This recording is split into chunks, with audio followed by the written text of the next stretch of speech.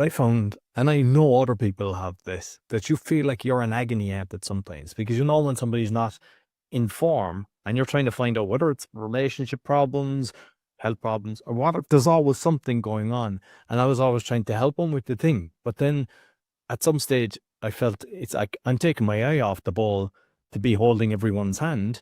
That's right. So it's a catch-22 because I want to look after them. But then you can't be looking after them and spending so much time with each person and then getting your own stuff done.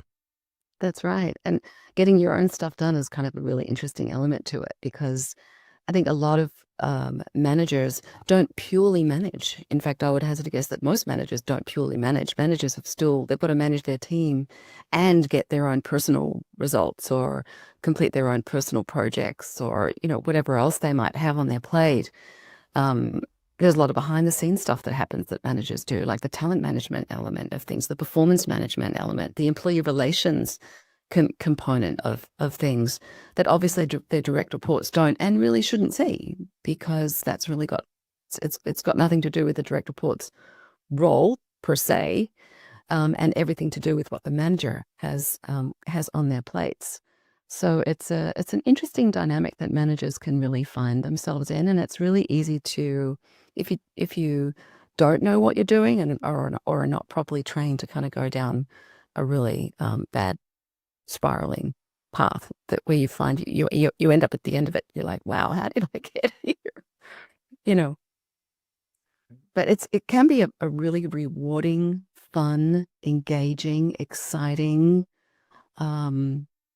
role as well for someone that wants to step into the management realm.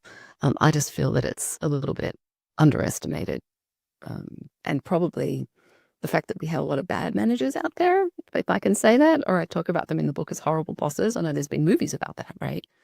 That, we do whatever we can to help them as well, or prevent them, probably. Because I don't think that people are intentionally horrible bosses. No one gets up in the morning going, I'm just going to create the worst working environment today. I'm going to give my direct reports all the negative feedback I can. I'm going to make them feel disengaged.